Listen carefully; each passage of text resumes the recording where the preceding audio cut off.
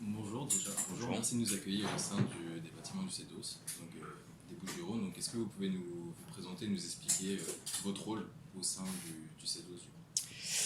Le mien, donc oui, je suis le directeur du CDOS 13, les missions classiques d'un directeur d'une structure, quelle qu'elle soit, une soit associative ou entreprise, c'est la gestion de la structure en elle-même, du personnel, des finances, des projets, voilà, la coordination, on va dire, de l'ensemble des activités de la structure, et la partie un petit peu aussi interface avec les élus et les organes décisionnels de la structure. Ok. Est-ce que vous avez des liens avec les CEDOS environnants du coup, de la région? Est-ce que vous faites des événements communs ou est-ce que c'est vraiment centralisé du coup sur la région vu qu'il y a déjà beaucoup de pôles différents? Alors oui, on a forcément, en fait, maintenant, mais c'est tous les GDOS de France, on est organisé par région, hein, donc il y a des GDOS et des CROSS. Un CROSS, un comité régional olympique et sportif par région, un comité départemental olympique et sportif par département. Donc sur chaque région, oui, on a des forts liens aujourd'hui. Alors nous, quelque part, on est une région moyenne, PACA, puisqu'on n'a pas fusionné avec d'autres régions quand il y a eu la fusion des autres régions. Donc il y a 6 départements. Et c'est vrai que les 6 départements, on travaille beaucoup ensemble, on se voit très régulièrement. D'une part parce que c'est obligatoire aujourd'hui dans le fonctionnement de nos structures, puisqu'on a un plan sportif territorial par région. Okay. Donc il y a le CROSS et nous, les SIGDOS, sur des thématiques très précises, avec des projets communs. Okay. Et des actions communes très précises aussi. Et dans tous les cas, on travaille aussi, on collabore beaucoup. Moi, j'ai beaucoup de relations avec le directeur du GDOS du Var, juste à côté, avec le 06, c'est Alpes-Maritimes, le Vaucluse, etc. Les 04 et 05 sont les départements alpins, où il n'y a pas de directeur forcément, mais avec les salariés, les élus entre eux, les présidents ou présidentes, on échange beaucoup. Ouais. D'accord. Donc vous parliez d'actions justement du CEDOS. Concrètement, c'est quoi les principales actions de votre structure vis-à-vis notamment de la jeunesse, des actions vraiment concrètes, des événements que vous pourriez... Alors chaque GDOS aujourd'hui, chaque CROSS et GDOS, d'ailleurs organe déconcentré du Comité national olympique, hein, parce qu'on dépend du Comité national olympique, on est organisé en 4 pôles. Tous les GDOS, ça c'est statutaire, on n'a pas le choix, c'est comme ça. Donc un pôle professionnalisation, emploi, formation. Okay. Nous sommes tous des organismes de formation agréés, donc on dispense des formations pour les bénévoles et pour les salariés d'associations. Un pôle politique publique et haut niveau.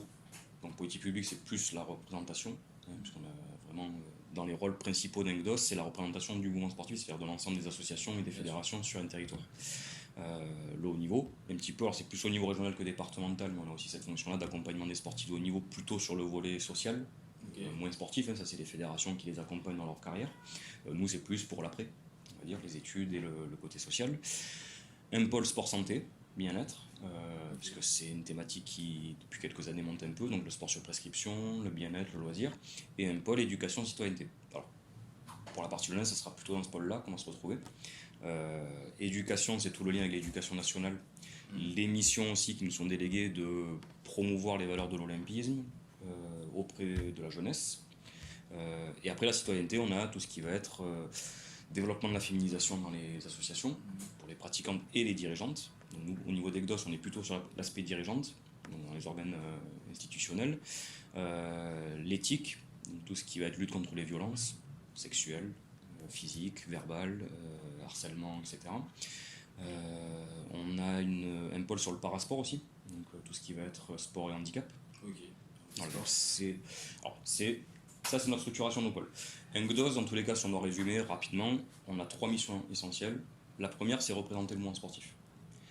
Il y a, il y a 108 fédérations au niveau national sportives. Nous, sur le département, on a 64 comités départementaux affiliés chez nous, 4400 clubs, 460 000 licenciés. Ça, c'est à peu près les Bouches-du-Rhône qui nous placent en 2e position au niveau national, après le département du Nord, et devant Paris. Et Lyon, et voilà. Donc voilà, nous c'est à peu près les chiffres qu'on a sur le département. Donc forcément, le rôle de représentation, ça va être notamment vis-à-vis des pouvoirs publics, donc, le conseil départemental, les services de l'État, la préfecture, etc.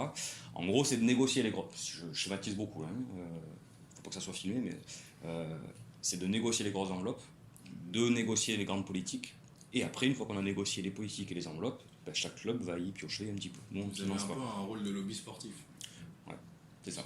Voilà, c'est de de représenter, de porter la voix et de défendre les intérêts du mouvement sportif. Okay. Sachant que nous, quand on parle du mouvement sportif, on parle bien du secteur associatif. Bien sûr. Je défends pas Keep Cool, je défends pas voilà, les chaînes du sport commercial. Ça, c'est bon, ils se défendent très bien tout seuls. Nous, on est vraiment sur le champ associatif.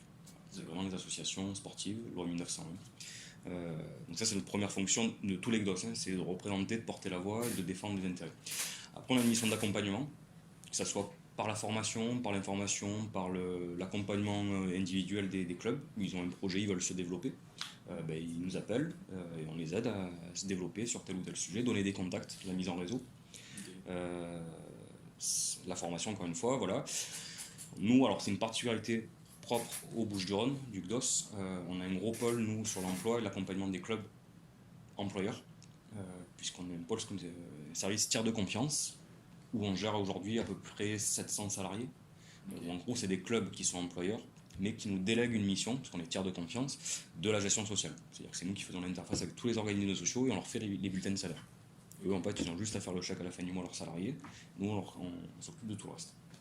Les documents d'employeurs dont j'ai parlé tout à l'heure, donc ça, encore une fois, c'est pas raccroché directement au GDOS, parce que ce sont des structures à part entière, mais qui ont été créées par le GDOS et par les autres structures. Donc le GEC, groupement d'employeurs pour l'insertion et la qualification spécialisée dans l'alternance, c'est les 7 structures PACA, donc le CROSS PACA et les 6 autres GDOS, qui avons créé cette structure-là, de manière commune, mutualisée. Et donc ça, voilà, il y a 120 salariés à peu près aujourd'hui, qui sont donc en formation et mis à disposition d'alternance de structures associatives. C'est une question très complète. Du coup, en fait, je voulais vous poser une question par rapport au problème de la fracture sociale, notamment par rapport à certains quartiers, par exemple à Marseille, les quartiers nord, mais je pense que vous y avez répondu. Forcément. Ouais, quartiers nord, j'habite dans les quartiers nord. C'est sympa aussi les quartiers nord. Vous y avez répondu en fait, voilà. Enfin, c'est oui, un accompagnement global, social, associatif. Oui. Vous avez un rôle vraiment complet. Donc, je veux passer directement un peu à la dernière question. Concrètement, qu'est-ce que vous avez quoi comme objectif pour les Jeux Olympiques de 2024 ? C'est un peu une question parce qu'on peut tout rentrer. Ce qu'il faut bien voir, c'est, je suis un peu malheureux de le dire, mais les Jeux Olympiques, c'est pas les GDOS qui l'organisent. C'est-à-dire que nous aujourd'hui, même si je suis directeur du GDOS, je suis informé de ce qui se fait, je suis référent Paris 2024, mais il y a un comité d'organisation des Jeux Olympiques et Paralympiques qui s'appelle Paris 2024, dont le président est Tony Estanguet, qui a été créé pour les Jeux, qui n'existera plus après les Jeux, mais c'est vraiment eux qui pilotent tout. Principalement sur Paris et la banlieue parisienne, puisque c'est là où 95% des épreuves vont se faire. Mais nous, à Marseille, on a la chance d'avoir les épreuves de voile qui vont se faire. On est informé de ce qui se fait. Mais ni la ville, ni nous, nous sommes vraiment impliqués dans l'organisation. C'est vraiment le comité d'organisation qui s'occupe de ça.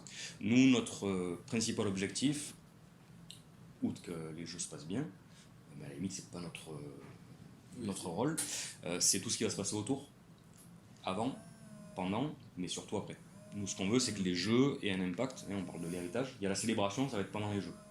Nous, on est vraiment sur la partie héritage. C'est qu'est-ce que les jeux vont amener avant, mais surtout après, sur notre territoire. Donc, on travaille beaucoup en lien avec des thématiques sur le tourisme, par exemple, l'impact économique, mais surtout la vie des clubs.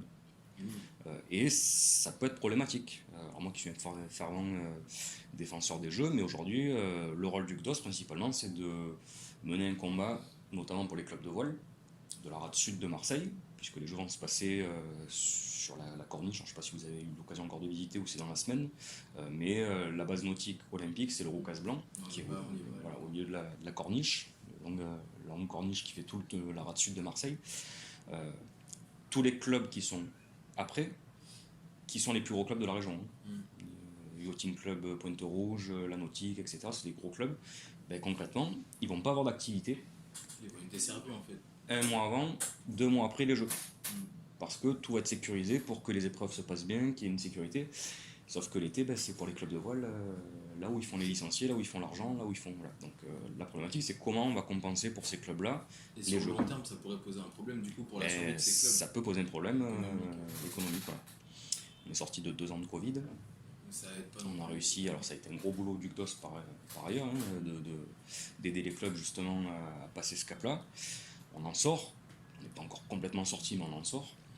Et c'est vrai que les jeux, nous, notre rôle, c'est que ça se passe bien, mais surtout pour que les clubs derrière aient un vrai... plus qu'un intérêt, quoi. C'est que derrière, ça serve le territoire. Donc vous disiez la défense des clubs à la fin, juste que les clubs puissent... C'est notre rôle principal, voilà, Ok. c'est de défendre le mouvement associatif dans son ensemble sportif. C'est entendu. Merci beaucoup.